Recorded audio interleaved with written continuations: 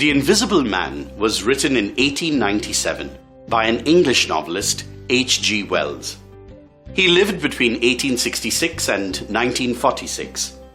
Wells is better known for his science fiction novels, such as The Time Machine, The Invisible Man, and War of the Worlds. The Invisible Man has been made into films and TV serials. A young scientist discovers a way to invisibility and gets trapped in the hell of his own experiments, remaining clueless about a way to reverse the results. The story shows the destructive effects of a strange discovery, that is, invisibility, on the scientist himself and the society in general. This story is a symbolic expression of the ideas and fears of the author H.G. Wells' time and our own time. Nevertheless, and all times as long as mindless inventions and discoveries will threaten the peace and tranquility of society. The novel gradually unveils a great scientific mystery that a stranger carries on a snowy day to the village of Epping in England, and a myriad stories float around, bandaged and overcovered as he is.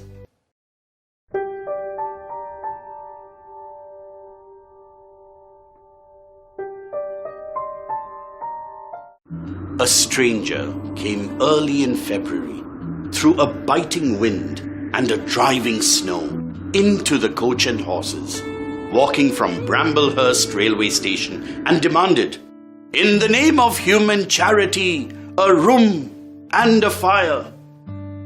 A guest stopping at Epping village in the winter time was an unheard of piece of luck, and so Mrs. Hall, the owner of the inn, without taking his identity, allotted him a parlour and carried the clothes, plates and glasses into it.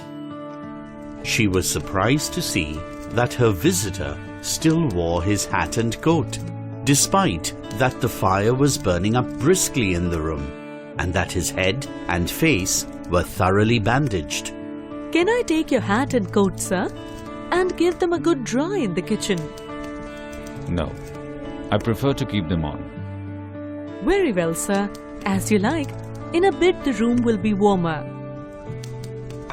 Your lunch is served, sir." Thank you.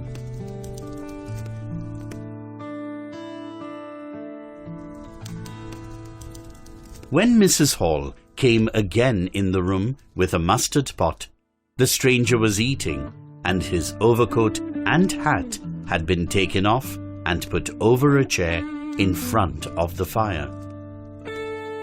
"I suppose I may have them to dry now." Leave the hat. "I didn't know, sir, that..." Thank you. "The poor souls had an accident or an operation or something." Mrs. Hall once again went to the parlour when the clock jobber, Teddy Henfrey, came to the inn. "Would you mind, sir, this man a coming to look at the clock, sir?" Look at the clock. Certainly. Good afternoon. I hope that it's no intrusion. None whatever. Though I understand that this room is really to be mine for my own private use. "I thought, sir, you'd prefer the clock." Certainly, certainly. But as a rule, I like to be alone and undisturbed. But I'm really glad to have the clock seen to. Very glad.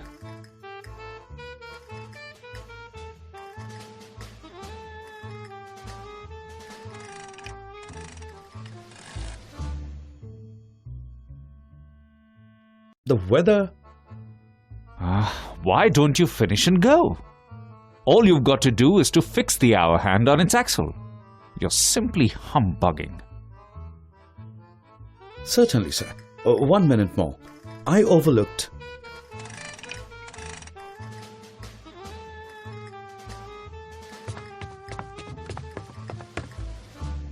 Mr. Henfrey finished and went, but he went feeling excessively annoyed.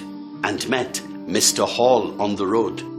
Mr. Hall drove the Epping conveyance when occasional people required it to Sidderbridge Junction. Damn it. A man must do a clock at times, surely. Can't a man look at you? Ugly. Seemingly can't if the police was wanting you. You couldn't be more wrapped and bandaged.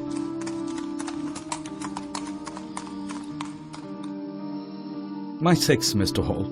You got a rum up home? What's that? Rum-looking customer stopping at a coach and horses. He looks a bit like a disguise, don't it? I would like to see a man's face if I had him stopping in my place. But women are that trustful, where strangers are concerned. He's took your rooms, and he ain't even given a name, Hall. You don't say so. He's got a lot of luggage coming tomorrow, so he says. What? My aunt at Hastings was swindled by a stranger in the like manner. The seeds of suspicion were sown perfectly in Mr. Hall's mind by Mr. Henfrey. However, Mr. Hall only dared to say when retiring for the night to Mrs. Hall. Look very closely at the stranger's luggage when it comes tomorrow. You mind your own business, Hall, and I'll mind mine. The stranger's cartload of trunks, crates and boxes arrives finally. The stranger comes out to receive it, but a mishap happens. Come along with those boxes. I've been waiting long enough. Whoop! Lie down!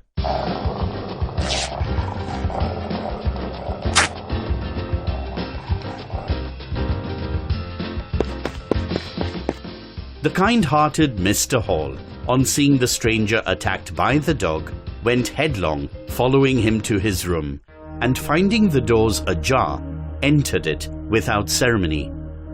He caught a glimpse of what seemed a handless sleeve waving towards him in the dim light, and he saw a face of 3 huge, indeterminate spots on white, like a pale pansy flower. Then he was struck violently in the chest, hurled back, and the door slammed in his face and locked. Griffin had unpacked his crates and boxes and spread his bottles of all sizes all over the place, on the table and the floor. And when Mrs. Hall pointed to the mess he had created, he suggested the compensation could be charged in his bill. Oh my God! Oh my God, what a mess! You have spoiled the place! Don't worry. You can charge me a shilling each time you find such a mess. The stranger worked very fitfully. On other times, he would rise late and while away his time pacing in the room, fretting audibly and sleeping in the armchair by the fire. He communicated with none and rarely went abroad by daylight. At twilight, he would go out muffled up invisibly and appear suddenly, giving a scare to men and children. When people talked about him, Mrs. Hall explained him as an experimental investigator, while others suspected him to be a criminal trying to escape from justice. Yet others felt that he was rather a harmless lunatic. Later, some supernatural stories were also floated. When the word reached the village general practitioner, Cuss, that the stranger possessed 1001 bottles of rare chemical, he felt jealous of the stranger and went to interview him. I've heard you take an interest in scientific things. We are raising funds for the village nurse. Would you subscribe?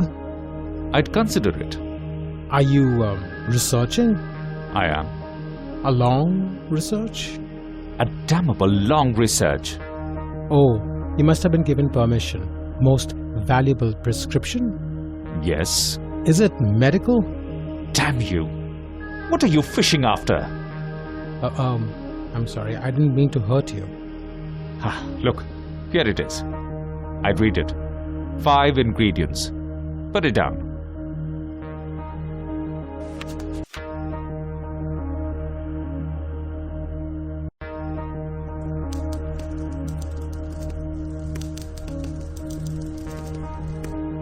There was a prescription burning, wasn't it? How the devil can you move an empty sleeve like that? Empty sleeve? Yes, an empty sleeve. It's an empty sleeve, is it? You saw it was an empty sleeve. Are you sure?